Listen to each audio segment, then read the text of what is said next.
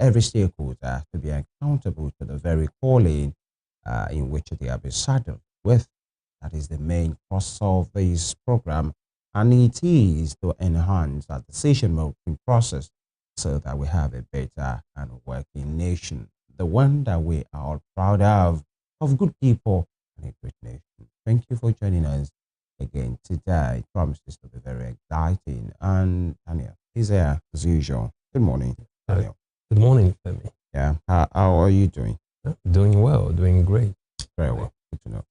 Yeah, good morning, viewers. Good morning, Nigerians and viewers from all over the world. Welcome once again to Morning Spring on Western Spring Television. As always, it promises to be a great show. You don't want to miss any parts of the program today. We do this every day, Mondays to Friday. And today, once again, we have a lot to unpack. A lot has been happening. If you've been going through the news, very striking, things have been happening. The most important one around here is the crash of the digital asset trading platform. A lot of people are crying about. Nigerians, again, losing money to Ponzi schemes. And you begin to wonder, when will Nigerians learn? That's the question. And that and so many other issues we'll be looking at today on the program. So do stay with us. And once again, it promises to be interesting. Very well. You just talked about the issues, and I'm on the burner right now. In fact, it made #1 on the trending list of X yesterday, formerly known as Twitter. And it's been details of woe, anguish, wailing, investment gone wrong, so to speak, investment. Absolutely. And many persons who will say, maybe Nigerians had it coming for them. Anything that looks more like bring little, then you gain very, hugely. We are always very excited towards those things, even if possibly the terms and conditions of those kind of platform and investment, so to speak, suppose that possibly something that looks like free money, the kind of money that you can, dispense with, are the ones you should use for that kind of a whatever. But then the moment somebody comes and say, give me 1 naira, the next 10 days, you can gain 100 naira. And then what exactly is the business? Don't worry, just bring in the money. There are people that will work on it for you, and they package it in a kind of way, and it will look like, oh, all right, risk na risk, what we say in Nigeria, all die na die. But it seems this particular die is a very terrible one. Absolutely. And for CBEX, this is quite interesting. This is an online, asset trading platform that promises 100% return on investment within 30 days. That's crazy. Whenever you see investments like that with very high ROI, that's return on investment, you should be careful as an investor. 100% in 30 days, and people went in with everything. And guess what? They told them that the platform treats with AI, artificial intelligence, and people kept pumping in their money. Now Nigerians have lost, some reports 1.3 trillion naira. The Guardian is reporting 1.7 trillion naira. That's huge sums of money lost by Nigerians. And they are wailing. Some people put in everything they had. And that reminds us of MMM2. When MMM came, you provide help, you get help. So they say it's just people, crowdfunding, people helping people and all that. And people were excited. People were putting in their monies. And unfortunately, some people invested in quotes and couldn't really get any return on their investment. Now this is happening again. Now it brings to question regulatory agencies in Nigeria. Right. How far should they go in regulating this space? Because it seems, look at Nigeria. Nigeria has a population of over 200 million people, about 232 million people in Nigeria. So it's quite easy for any organization to come and say, oh, we are offering these services. We are giving you such and such percentage return on investment in a few days. And Nigerians would jump at it. I think Nigerians should be more protected. So we are calling on the Security and Exchange Commission, the SEC, and other regulatory bodies to start looking into this. Before you can come to Nigeria and say, oh, you are providing an investment platform, they should be properly regulated. All right. Very well. I agree with the regulations and all of those things. Plus, they are there to protect the interest of the people, even when people might be naive or nervous or greedy, or just some persons latching in on the desperation of some of our people. But then the issue is when the regulators stand up to their responsibilities and go through whatever investment is being brought into Nigeria. That's one side, 100%. But then another part is Nigerians themselves. I was speaking with somebody yesterday when these things was going on, and the tales and woes. You might feel at some point that, oh, that's absolutely right. For some persons who feel you want to blow. By the time you make it, you're having it at the back of your mind to oppress me with your bends and all of those things. But that aside, the issue is, Daniel, let me bust your bubble. If this particular investment, so to speak, this one is CBEX, if it comes under another packaging and they name it A1, so to speak, this afternoon by 12 p.m., some Nigerians will still go into it. Absolutely. They will not just put in with small money. If they go in big. If they go in with small money by 4 p.m. and somebody tells them, you just rouse them and say, oh, you don't know what you're missing. People will bring their landed properties document to say, let's go all in. After all die and die. Just like I said in my intro. But this particular die is a very terrible die. And you know why it was so huge? It was done in dollars.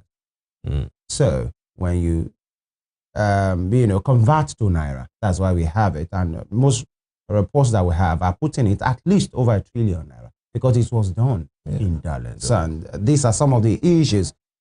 We'll look into that in the course of the program. There is a lot to really talk about it. But that tale and that woe, that anguish, all through the social media platforms, some will say we are familiar with it. Some burnt their fingers.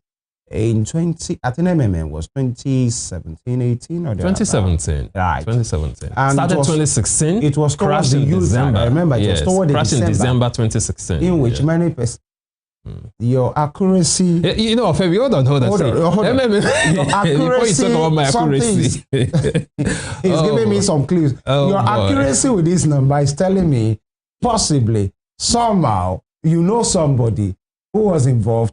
Or possibly you are involved in it. Femi, because you are too accurate with this number. Femi, on the 13th once beaten, on the 13th of December 2016, you woke up in the morning and MMM crashed. And people were hoping that MMM would be resuscitated. So in January, we thought it would be resuscitated. I like the way you are saying we thought.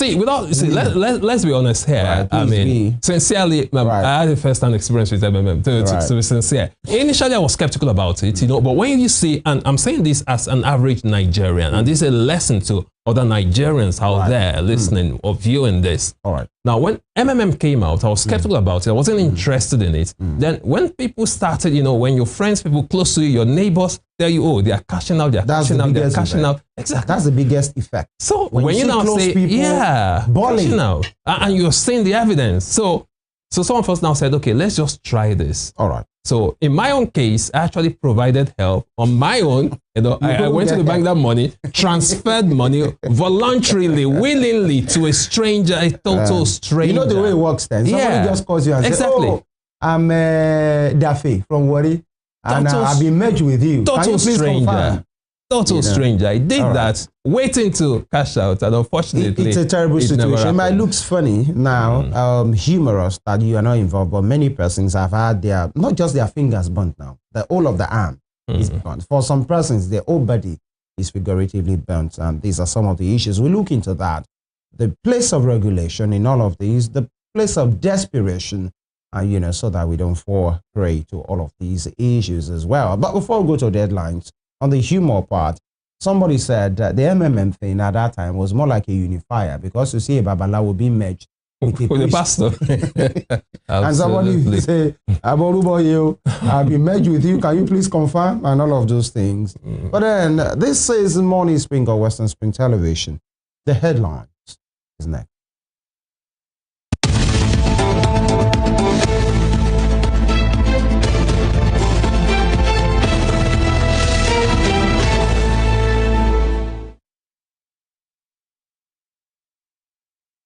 right, let's start the headline segment from the Nation. The Nation for today. Ibas tackles NBA over 300 million naira hosting right. Ibas tackles NBA over 300 million naira hosting right. Hosting grant rather. And with riders, sole administrator threatens lawsuit. IYC, Musi and others refund Rivers cash. We talked about this yesterday. And we have the picture below that of the new Lagos State Commercial Court inaugurated by Lagos State Governor Babajide Sanwo-Olu at Takpa, Lagos Island yesterday. And at the insert, you have the Modupe, Nicole Clay, Justice Olutoyin Ipaye, Attorney Commissioner for Justice, Mr. Lawal Pedro, Governor Sanwo-Olu, and the Chief Judge, Justice Kazim Alogba yesterday. Quite a beautiful edifice there. And moving on, FCCPC seals shops over rebacked rise with shortfall in market rate. FCCPC seals shop over rebacked rise with shortfall in market rate.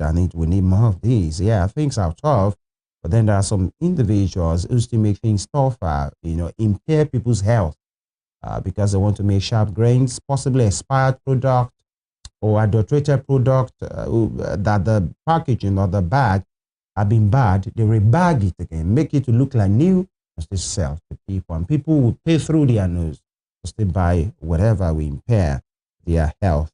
I think we should do better in this regard. This is where patriotism comes in. But even when people might decide not to go that route, let the regulator sweep in. Now, Atiku's coalition motive unknown to PDP, says Makinde. All right, party organs with PDP governance, Anyanwu kicks. Those are the issues in the PDP. The governors made a position about merger coalition, saying they wouldn't be part of that.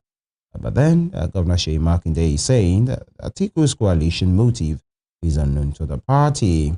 And away from that, we failed you. That is a picture beside that of Plateau State Governor Kele Mutwang addressing members of communities yesterday in Kwale district of Basa local government, who were attacked by terrorists at the weekend. And, that's a picture and video that you don't want to see. You see people agonizing and they are wailing because they have lost their loved ones. They have lost their loved ones rather. And Natasha rejects Agbakoba's call for out-of-court deal with Akpabio. Natasha rejects Agbakoba's call for out-of-court deal with Akpabio. All right, her choice, if you ask me. That's an interesting one right there. Olisa Agbakoba. So I saw a report yesterday. Olisa Agbakoba, highly respected legal practitioner in Nigeria, SAN, Senior Advocate of Nigeria, who has over 40 years experience practicing law. Yeah, he now started picking holes. First of all, he started picking holes in Natasha's claims of sexual harassment against Akpabio. And these were very clear holes. For instance, he said that Natasha had claimed that on December 8, 2023, that at a function, she was traumatized by the actions of Senate President who harassed her sexually. But the following day, December 9, she posted on her social media handle, eulogizing the same Senate President, praising him. So it was like, it doesn't add up. So why should you do this? I'm quite surprised now that he has also approached Natasha for an out-of-court settlement. Well, I think if you're so sure that Natasha's claims are faulty, then why not settle it in court? Well, she has rejected the advice or the offer. Now, rising cost of living pushes inflation to 24.23%. Experts review indices, and indigenous shipping firms get $350. Take that again. Indigenous shipping firms get $350 million. Oyetola orders disbursement. I think that's a good one for the indigenous company in that sector. That will be all from the Nation. From the Nation newspaper, we move to the front page of the Punch newspaper. Interpol joins EFCC in 1.3 trillion naira CBEX probe. Interpol joins Economic and Financial Crimes Commission in 1.3 trillion naira CBEX probe. With a rider, EFCC cracks down on other Ponzi schemes. Police shot CBEX office. Victims recount losses. Well, quite an unfortunate one there. Still talking about CBEX that crashed with a lot of Nigerians, some of them losing their life savings to this Ponzi scheme. An AI, trading platform, asset trading platform, so to speak, promising Nigerians 100% return on investment in 30 days. And Nigerians lashed onto it. A lot of people went in big. Now it has crashed. And tales of woes, anguish, weeping, wailing everywhere. Quite unfortunate. So the FCC is, clamping down on a lot of these Ponzi schemes organizations in Nigeria. You'd like to check out the rest of that story in the Punch newspaper today. Moving to the top strip. Defense Minister, Service Chiefs review security strategies. Defense Minister, Service Chiefs review security strategies. You find a story on page 34 of the Punch newspaper. Federation account allocation falls third straight month to 1.57 trillion naira. Federation account allocation falls third straight month to 1.57 trillion naira. Oil slump. Trump tariffs put Nigeria's economy at risk. That's according to the federal government. Oil slump. Trump tariffs put Nigeria's economy at risk. You find a story on page 36 of the Punch newspaper. Plateau killings. How militants attacked villages near major army formation. And that's according to victims. It's quite unfortunate when eyewitnesses claim that the militants actually attacked villages close to army formation. Then you begin to ask, what's happening here? What's happening? A lot of conspiracy theories will come up. But it's quite unfortunate if in Nigeria, we can have attacks going on close to military formations. And they won't show up. And sometimes these attacks, it's not as if these attacks are not so well coordinated. They are not things that happen in minutes. Sometimes it takes hours for them to perpetrate this, their heinous acts. And they go, untouched, unpunished. They come, they finish their business, and they leave. And some of the victims are saying that some of these attacks actually occurred close to military formations. That brings to question the effectiveness of our security agencies in Nigeria. What exactly is going on here? Are we playing politics with the lives of innocent Nigerians? You might want to check that out. Look at that story in the Punch newspaper today. Away from that, moving to other stories, still from the front page of the Punch newspaper. Tinubu inherited economy on life support.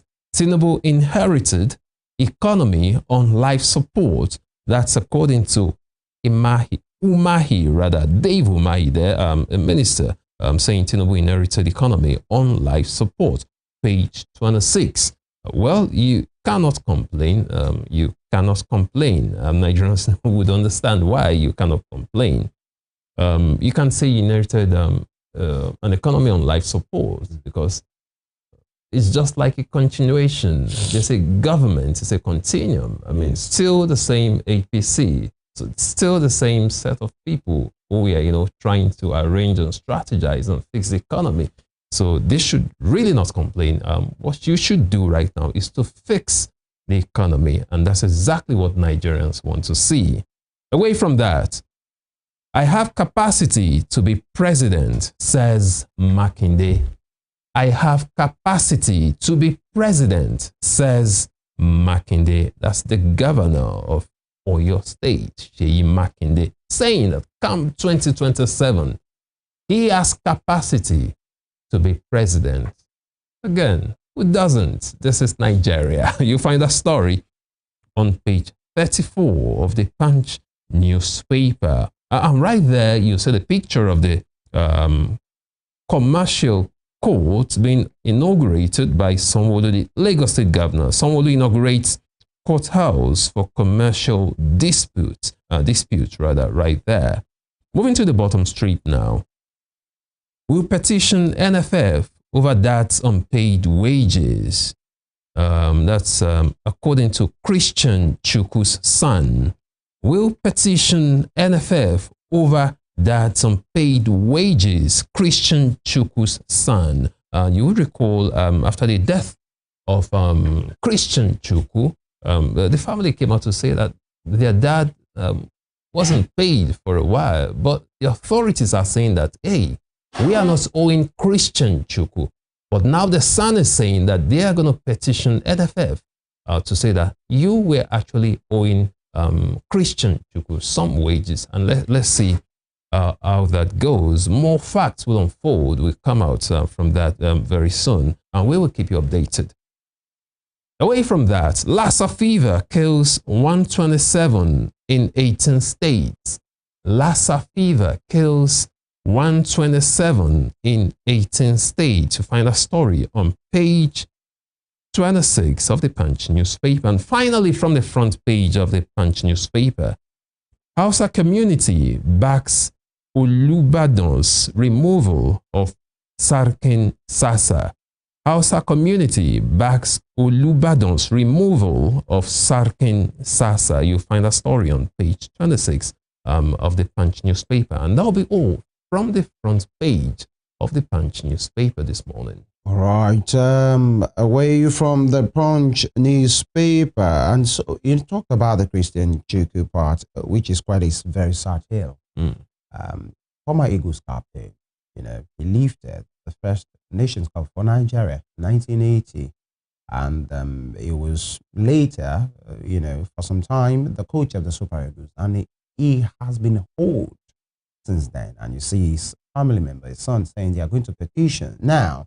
Possibly on the day of his burial, you see representatives from the glass house, eulogizing and going lyrical, waxing lyrical.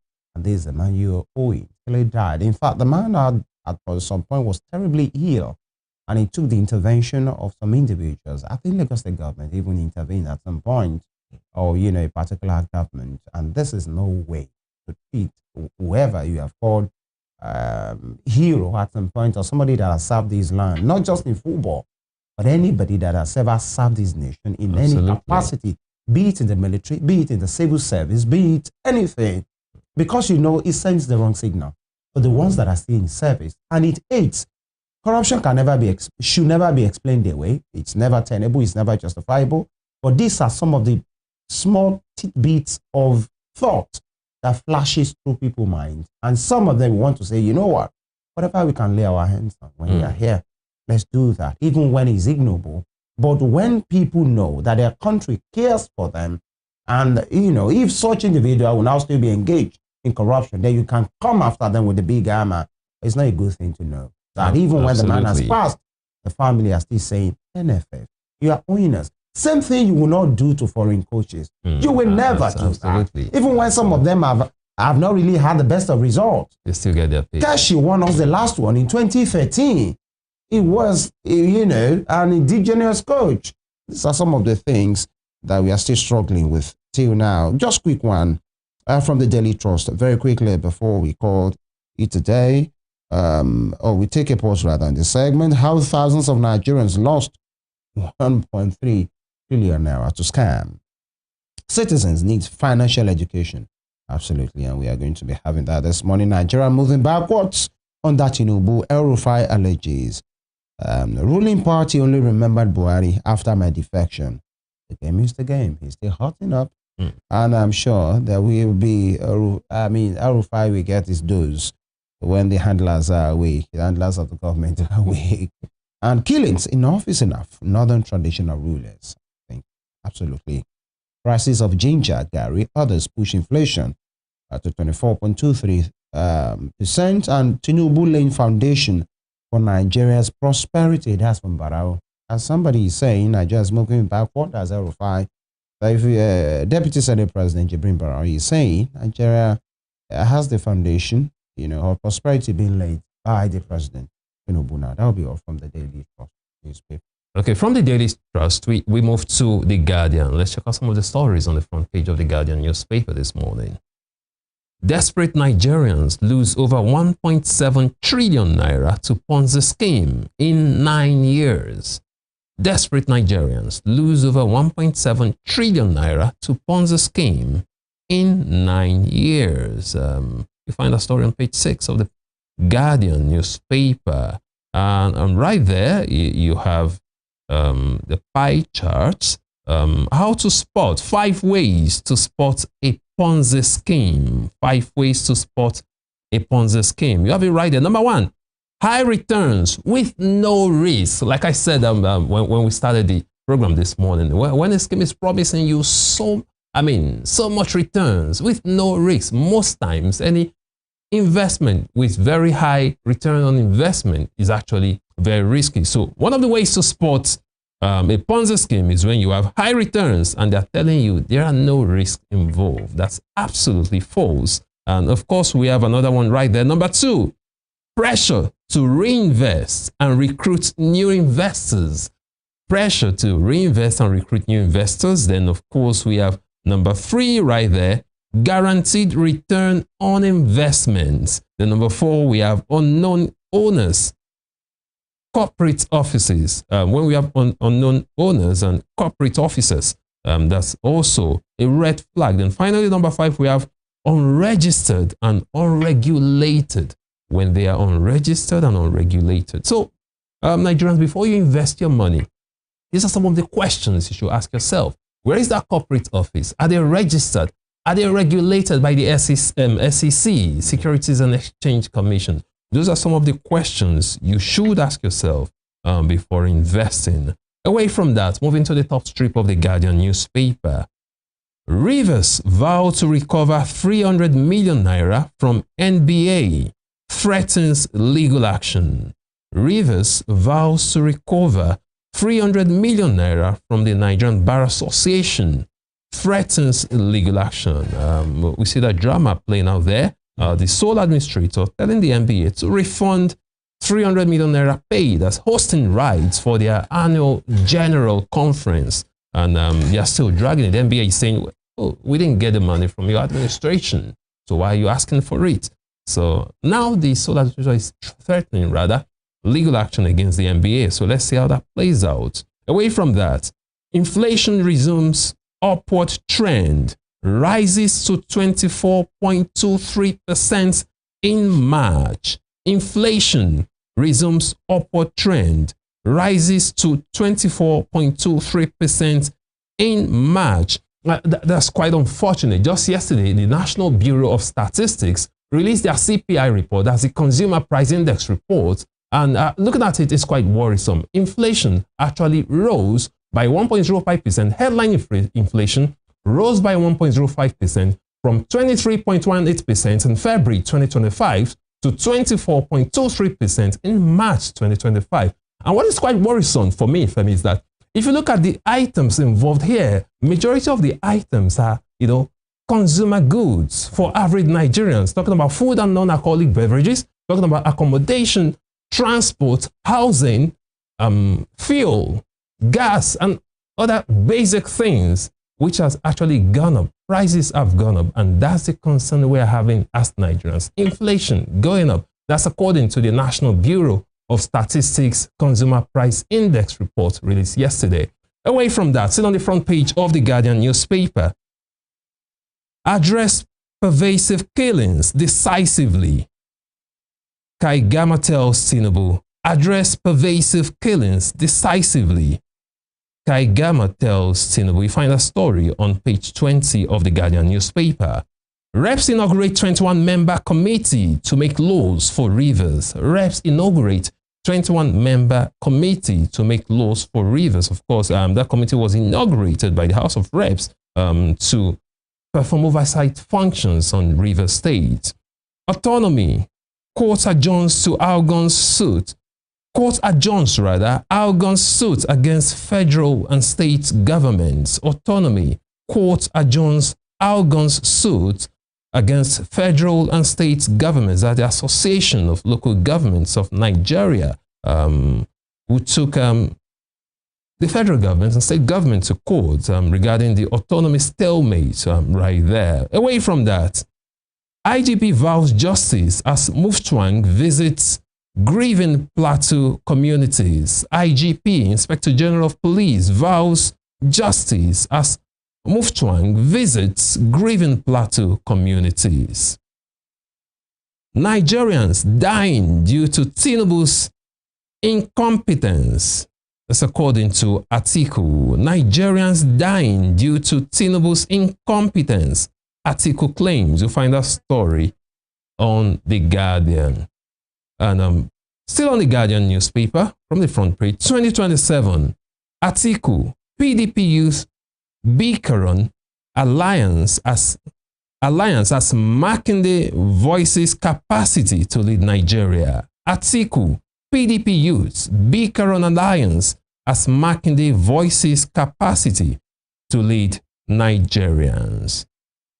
Natasha's sexual harassment allegation watery, contradictory, says Agbakuba. Natasha's sexual harassment allegation watery, contradictory, says Agbakuba. And finally, from the front page of The Guardian newspaper, at the bottom strip right now, Lagos says citizens spend 14 trillion naira yearly to power homes, businesses. Lagos says citizens spend 14 trillion naira yearly to power homes, businesses. And that'll be all from the front page of The Guardian newspaper. And that brings us to an end of the newspaper review this morning. We'll take a short break, and when we return, the program continues. Stay with us.